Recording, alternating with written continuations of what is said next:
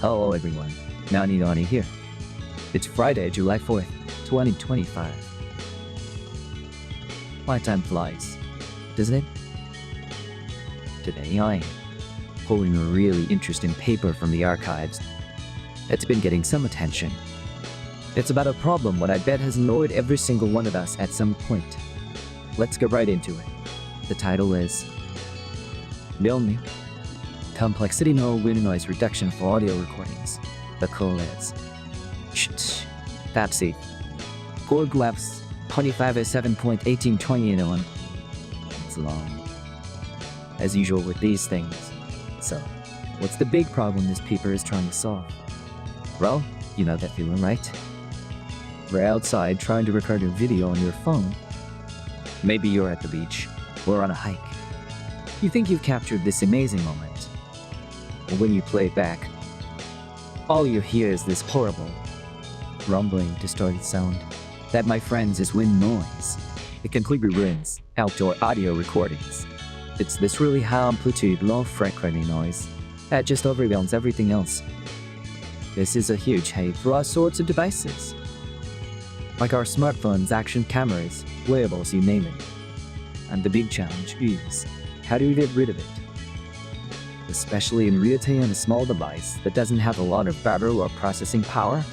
That's the puzzle. Now this paper proposes a really neat solution. It developed a low complexity, single-dimensional deep neural network. Basically a small and efficient AI brain designed specifically for this task. They call it, and I love this name, WindNet Brain. The core idea behind WindNet Lite is super clever. The researchers realized that wind noise has a very specific signature. It's almost always concentrated in the low frequency parts of the sound spectrum. You know, the bassy, wobbly parts.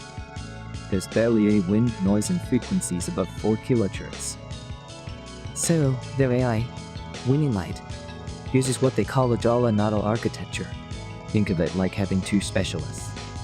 One in louder, the off-band louder, focuses all its attention on the low frequency bands where the wind noise lags.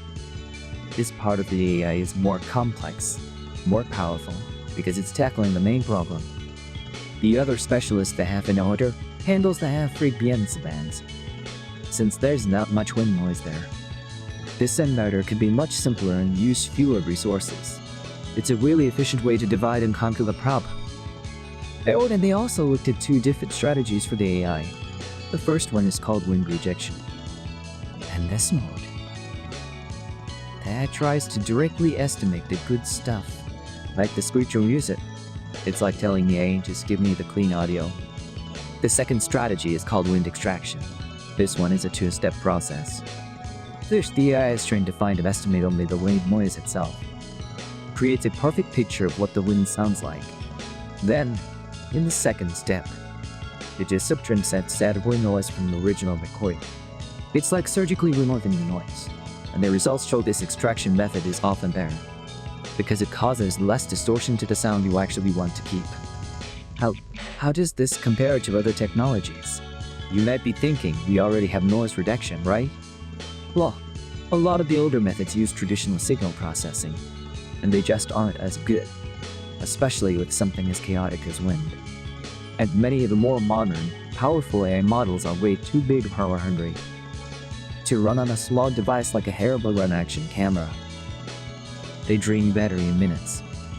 There are some existing low complexity models, like one called Caldwell, which is kind of the state-of-the-art for general noise suppression. But that one is mostly trained for speech. So if you're recording music or ambient sounds you want to keep, it might get confused and remove them too. WindNet Lite is different. It's specifically designed for wind, and it's incredibly efficient. The paper says it only requires about 70 MHz of computational power. That's tiny. It means it could easily run on the tiny chips inside our everyday gadgets, without us even noticing. Okay, let's talk about some real-world applications, because this is where it gets really exciting. First, let's think about music. Imagine an indie musician doing a live acoustic performance in a park for the YouTube channel. The setting is beautiful, the music is great, but a light breeze is blowing. Normally, that will create a low rumble that would ruin the recording, with wind noise running on the camera or recording device. But wind noise could be completely eliminated, leaving just the crisp sound of the guitar and the clear vocals. It would be a massive help for content creators who film outdoors. Second, voice technology and vlogging. This. Think of a travel vlogger standing on a windy cliff, sharing an experience. Without this tech, the voice would be muffled and hard to understand. With it, their speech will be crystal clear, making the content so much more professional and enjoyable. It also applies to everyday things, like taking a hands-free call while walking down a windy street. No more shouting, "I can't hear you. It's too windy." And a third example. Let's go into games and augmented reality. Imagine an game you play outside in a park. Your game might use your phone's microphone to listen for voice commands, or to mix in sounds with the real world for immersion. If it's windy, the game could become unplayable. This technology would filter out the wind, ensuring your voice commands are heard and the audio experience isn't ruined. It could also be used for headsets that have a pastoral audio mode, letting you hear your surroundings clearly without the annoying whoosh of wind. So to wrap it all up, this windy light model is a fantastic example of using AI to solve a very specific, but very common real-world problem. By understanding the unique properties of wind noise, the researchers designed a model that is both highly effective and incredibly efficient. It's the kind of tech that could quietly find its way into all our devices, and just make our digital lives sound a whole lot better. Pretty cool stuff, right? Let me know what you think in the comments below. That's all for today's trip to the archives. Catch you on the next one.